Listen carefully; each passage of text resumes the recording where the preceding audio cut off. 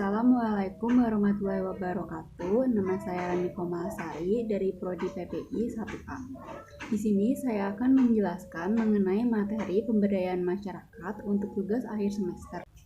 Pertama-tama saya akan menjelaskan mengenai pemberdayaan masyarakat. Pengertian pemberdayaan masyarakat adalah proses yang memberikan kepercayaan dan kesempatan kepada masyarakat untuk mengkaji tentang utama pembangunan mereka dan mengajukan kegiatan yang dirancang untuk mengatasi masalah tersebut. Tujuan pemberdayaan masyarakat menunjuk pada keadaan atau hasil yang ingin dicapai dalam sebuah perubahan sosial, yaitu masyarakat yang berdaya, memiliki kekuasaan atau mempunyai pengetahuan dan kemampuan dalam memenuhi kebutuhan hidupnya. Selanjutnya yaitu perencanaan program pemberdayaan masyarakat. Pengertian perencanaan. Pengertian perencanaan adalah suatu proses menentukan hal-hal yang ingin dicapai di masa depan, serta menentukan berbagai tahap yang diperlukan untuk mencapai tujuan tersebut. Intinya, dengan adanya perencanaan yang baik dan benar, sebuah tujuan bisa didapat dengan lebih baik pula. Model perencanaan. Prinsip dalam perencanaan program sangat tergantung pada manunisasi dan tujuan dari perencanaan sosial itu sendiri.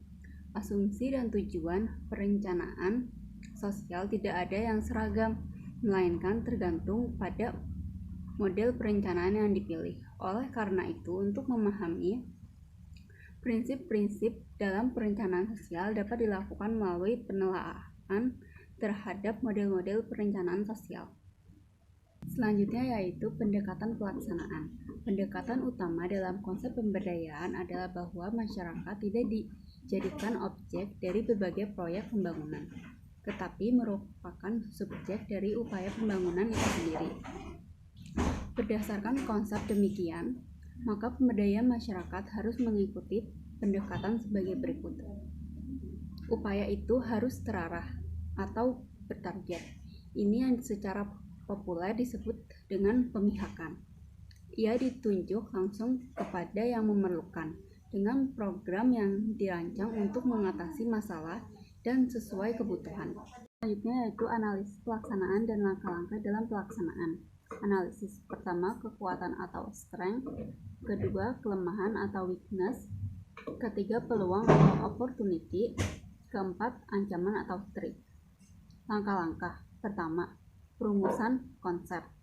Kedua, model penyusunan. Ketiga, proses perencanaan. Keempat, pelaksanaan gerakan pemberdayaan. Kelima, pemantauan dan pengawasan hasil pelaksanaan. Keenam, pengembangan pelestarian gerakan pemberdayaan. Selanjutnya yaitu pengambilan keputusan. Pengambilan keputusan adalah sebuah proses menentukan sebuah pilihan dari berbagai alternatif pilihan yang tersedia. Pada umumnya, suatu keputusan dibuat dalam rangka untuk memecahkan permasalahan atau persoalan yang disebut problem solving, dan setiap keputusan yang dibuat pasti ada tujuan yang hendak dicapai. Selanjutnya yaitu tujuan dan fungsi pengambilan keputusan. Tujuan pengambilan keputusan bersifat tunggal. Jadi, apabila dalam keputusan yang dihasilkan hanya menyangkut satu masalah. Tujuan yang bersifat ganda terjadi jika keputusan yang dihasilkan itu menyangkut lebih dari satu masalah. Fungsi pengambilan keputusan yaitu awal dari semua aktivitas manusia yang sadar dan terarah, baik secara kelompok, baik secara institusional, maupun secara organisasional. Suatu yang bersifat futuristik artinya bersangkut paut dengan hari yang akan datang, di mana efeknya berlangsung cukup lama. Selanjutnya yaitu tahap-tahap dan teknik pengambilan keputusan. Tahap-tahap pengambilan keputusan. Pertama, inteligensi. Kedua, decide. Ketiga, choice. Selanjutnya, teknik pengambilan keputusan. Pertama, teknik brainstorming. Kedua, teknik Delphi. Ketiga, teknik kelompok nominal. Keempat, teknik curah pendapat temu muka. Kelima, teknik curah pendapat elektronik. Selanjutnya yaitu desain pelaksanaan pemberdayaan. Community Based Organization. Organisasi berbasis komunitas atau Community Based Organization adalah sebuah organisasi yang terbentuk dari komunitas dan dapat mewadahi beberapa komunitas yang ada di dalamnya. Organisasi merupakan sarana dalam mencapai tujuan yang merupakan wadah kegiatan dari orang-orang yang bekerja sama dan usahanya untuk mencapai tujuan. Selanjutnya adalah Community Empowerment. Community Empowerment atau pemberdayaan masyarakat adalah sebuah upaya yang dilakukan dalam rangka mengembangkan potensi masyarakat dan mengatasi berbagai permasalahan yang ada di dalam masyarakat. Satu di antara rentetan program pemberdayaan itu adalah pemberian dana desa atau DD, yang merupakan wujud dari pemenuhan hak desa untuk menyelenggarakan otonomi desa agar tumbuh dan berkembang mengikuti pertumbuhan dari desa itu sendiri. Berdasarkan keanekaragaman, partisipatif, otonomi asli, demokratisasi, dan pemberdayaan masyarakat. Selanjutnya yaitu metode, teknik, dan simulasi pendampingan. Pengertian pendampingan. Pendampingan adalah suatu proses pemberian kemudahan atau fasilitas yang diberikan pendamping kepada klien dan mengidentifikasi kebutuhan dan memecahkan masalah serta mendorong tumbuhnya inisiatif dalam proses pengambilan keputusan sehingga kemandirian klien secara berkelanjutan dapat diwujudkan. Selanjutnya yaitu metode pendampingan dan teknik pendampingan. Metode pendampingan. Pertama, ceramah. Kedua, diskusi. Ketiga, curah pendapat atau brainstorming. Keempat, role play. Kelima, sandiwara. Keenam, demonstrasi. Ketujuh, games. Kedelapan, praktek lapangan. Selanjutnya, teknik pendampingan. Pertama, melakukan penyadaran. Kedua, melakukan proses pembelajaran. Selanjutnya yaitu teknik dasar fasilitasi. Pemahaman tentang fasilitasi. Fasilitasi merupakan suatu kegiatan yang menjelaskan pemahaman, tindakan, keputusan yang dilakukan oleh seseorang bersama satu kelompok untuk mempermudah proses yang dilakukan. Fasilitasi berasal dari kata facile, bahasa Prancis, dan facilis, bahasa Latin. Artinya, mempermudah. To facilitate, make easy. Secara garis besar, teknik yang digunakan seorang fasilitator adalah yaitu teknik fasilitasi dan tugas fasilitasi. Teknik fasilitasi. Yang pertama, membangun proses bersama masyarakat. Kedua, memberi masukan kepada masyarakat. Ketiga, membangun relasi bagi masyarakat. Keempat, tahap program. Kelima, mengumpulkan data dan menganalisis data. Keenam, melakukan presentasi tertulis atau lisan. Ketujuh, membantu program pengelolaan. Kedelapan, membantu pengelolaan keuangan. Selanjutnya yaitu tugas fasilitasi. Pertama, pengembangan sosial. Kedua, menengahi atau mediasi dan perundingan atau negosiasi. Ketiga, memberikan dukungan. Keempat, membangun konsensus.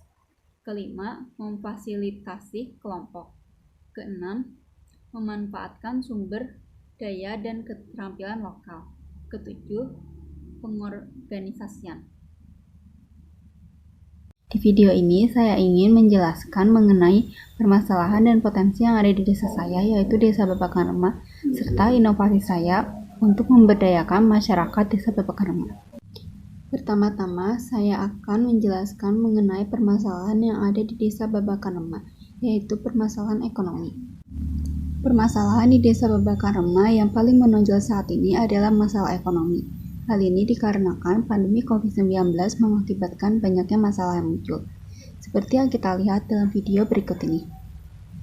di mana masyarakat yang memiliki usaha di luar kota mengalami penurunan penghasilan karena pandemi. Desa Babakan mayoritas warganya merantau ke kota, akan tetapi saat ini Indonesia sedang dilanda pandemi. Hal itu mengakibatkan turunan jumlah penghasilan, sedangkan kebutuhan yang mereka perlukan untuk membiayai kehidupan mereka tidaklah sedikit, sehingga banyak masyarakat desa Babakan yang mengharapkan bantuan dari pemerintah. Akan tetapi, perangkat desa Babakan dalam mengajukan bantuan kepada pemerintah terbatasi dengan aturan dan pendataan, seperti ACC dan memberi. Jadi, perangkat desa hanya bisa berusaha agar masyarakat desa Babakan lancar kembali seperti dulu.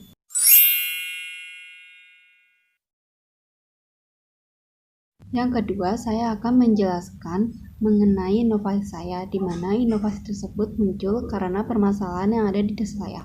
Inovasi saya untuk desa Babakan yaitu membangun sebuah peternakan ayam. Karena menurut saya, desa Babakan memiliki lahan yang luas untuk dibangun sebuah peternakan ayam. Ayam-ayam tersebut nantinya dapat diternakan menjadi ayam petelur, dan kotoran dari ayam peternak tersebut dapat dijadikan pupuk. Selain itu, masih banyak lagi keuntungan yang akan dihasilkan dari peternakan ayam ini. Lalu, ayam-ayam tersebut dapat dijual jika sudah mencapai umur siap jual, dan sebagiannya lagi dapat diternakan. Adanya sebuah peternakan ayam ini dapat memunculkan lapangan pekerjaan bagi seseorang, dan juga hasil dari peternakan tersebut dapat digunakan untuk membangun desa. Kekuatannya dari pembuatan peternakan kambing dapat menghasilkan banyak keuntungan, seperti daging dan telur. Daging dan telur tersebut dapat dijadikan bahan pangan. Kemudian, kotoran ayam bisa dijadikan pupuk, serta teknologi ayam petelur mudah dikuasai oleh masyarakat. Selain itu, pemeliharaan ayam petelur sangat mudah dan modal yang dibutuhkan tidaklah terlalu banyak. Kelemahannya yaitu bau kotoran ayam yang sangat menyengat membuat kandang ayam menjadi sangat bau, sehingga jika kandang ayam tersebut dekat dengan pemukiman warga akan mengganggu warga. Hal tersebut sering menjadi kendala dalam peternakan. Selain itu, usaha peternakan ayam petelur seringkali dihadapkan dengan harga input produksi tinggi, sedangkan harga output produksi rendah. Kesempatannya yaitu terdapat kecenderungan permintaan telur ayam ada setiap hari, dan peternakan ayam memiliki peluang yang sangat besar, yaitu dalam peluang ekspor, serta modal yang kecil tetapi bisa menghasilkan banyak keuntungan. Ancamannya yaitu banyak persaingan dalam peternakan ayam ini. Selain itu, adanya perdagangan bebas mengakibatkan terganggunya kestabilan harga dalam negeri.